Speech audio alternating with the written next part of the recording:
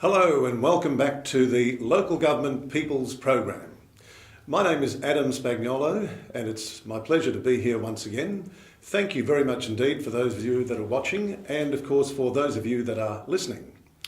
The Local Government People's Program of course is designed to help you, the ratepayer, the resident, express any views that you may have about your local council. If you're having a problem with your council, if you want to know something about what the council should be doing and they're not doing, we want to know about it. That's the Local Government's People's Program. We'll be with you over the next 60 minutes talking about various issues. Today I have a very special guest. Our special guest today is a former councillor with the City of Joondalup. Her name is Teresa Ritchie. Teresa, welcome. Thank you, Adam. Delighted to be here. Thank you. Teresa, just want to hear a little bit about what you've done in the past in local government. I know you've actually been a councillor, you did one term. You also were a candidate for the mayor's position some time ago. You've had a bit of a rest and of course now you're thinking about going back. Perhaps you could tell us a little bit about how you got elected and maybe the term that you spent and your ambition about returning. I got elected firstly in 2011 and it came to me as an idea from some community members when I was working in Warwick, and the electorate that I stood for was the South Ward back then, and it covered Duncraig, Warwick and Marmion. And at the time I was working there and I was listening to some senior citizens having a chat over a cup of coffee, and I would often talk to them about local government issues. And one of them kindly pointed out to me that I should think about running for council. So then I ran this idea past the husband at home and a couple of friends, and they thought it would be a good idea. So that was the first time I ran, and I got elected. So I got elected first time, and I worked in the South Ward, and I had a good working relationship with my former co-ward councillor, Russ Fishwick. We did a lot for the community.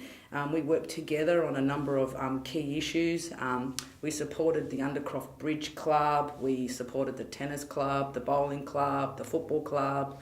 We worked with the community. Anytime the community had any issues, both of us would work together as a team to resolve the community's problems. And that's the secret, isn't it? Working as a team. You've got to work as a united team.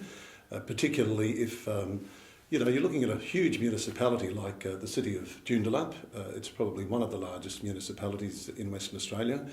You've got to work together, you've got to work in the best interests of the community. We're going to talk more about you a little bit later on. What I'd like to talk about at this time is, last time we had the Local Government People's Program, I had guest Jack Garber. Jack is also a candidate in the Hammersley ward of the City of Stirling. Now, we talked about question time, we talked about ratepayers being gagged, we talked about third-party approvals, we talked about work safe in local government, and we also talked about changing cultures in local government. In this particular case, we talked about changing the culture of the City of Stirling, or probably local government as a whole. Today, we'd like to talk in brief about a freeman of a city.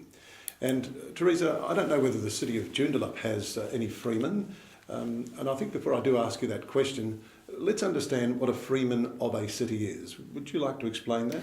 Well, a freeman of the city is, I guess, a long-standing member of the community that has made a substantial contribution to the municipality. They're a person of good character, they are nominated by other citizens, they are then awarded the title of Freeman of the City, they attend civic functions on every occasion, and they are really a high-standing member of the community that have made significant contributions.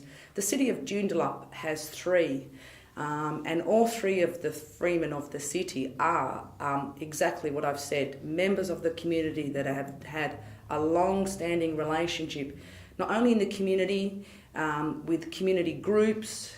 They have been awarded Orders of Australia, they work tirelessly for their community, they provide community service, they really interact with the community.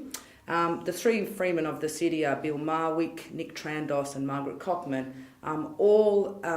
well-known identities, yes. Yeah, well-known identities in Joondalup, particularly the Cockman family, where in fact their old house is still on display in just on Wanneroo Road out the back of Yellowgonga Park, and it's almost like it was gifted, and people can go there. It's a public place where people can go and have a look at their old house in Wanneroo. Nick Trandos is a JP. He had a lot of input in the development of the City of Joondalup. So when the City of Wanneroo was Wanneroo and then they separated, he had quite a lot of input into the City of Wanneroo. He was influential in the city's future direction.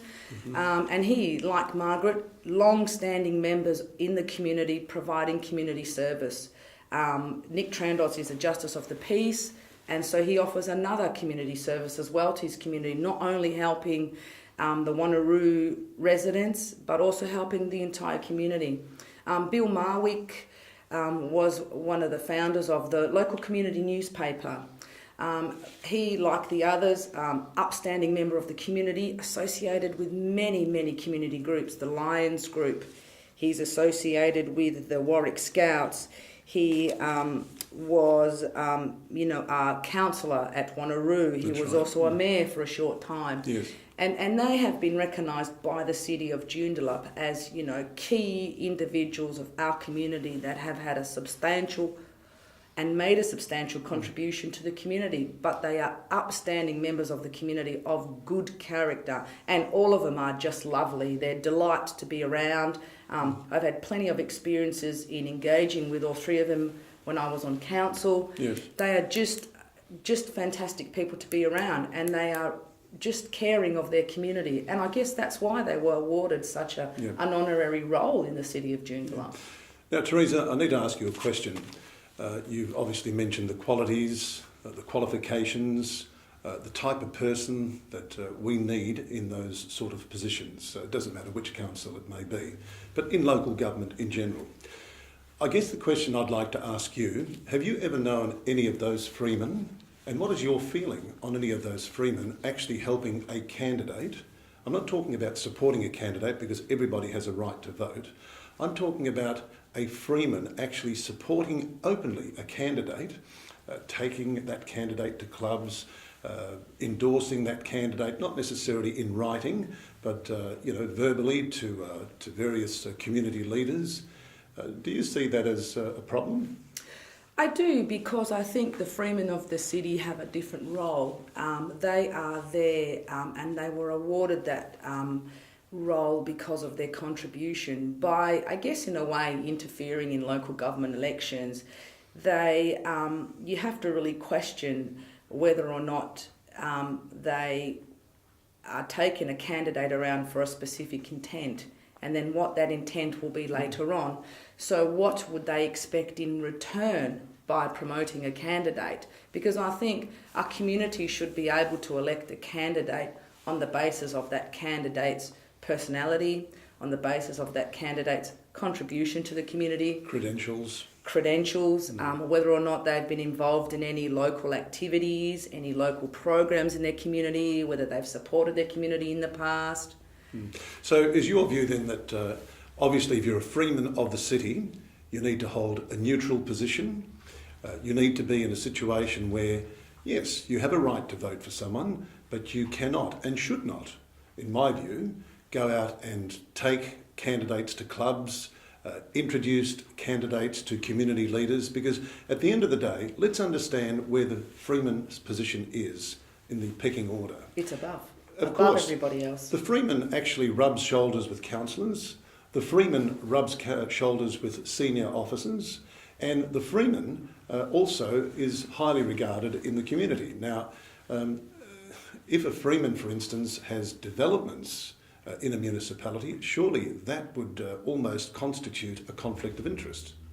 I think so, because if you look at that intent, as I mentioned before, if you look at the reason why a freeman of the city is taking around a particular candidate, you have to wonder what the intention is. So if, for example, a freeman of the city has developments, or they're looking to develop, or they're planning some kind of development, then is that the intent of that person taking around the specific candidate? So thereby, there's a certain expectation that should, and I say this with all good intention, should that councillor get elected, they will put forward the ideas of this development and push through things without being objective and consider what the ratepayers want or whether the ratepayers want a particular development.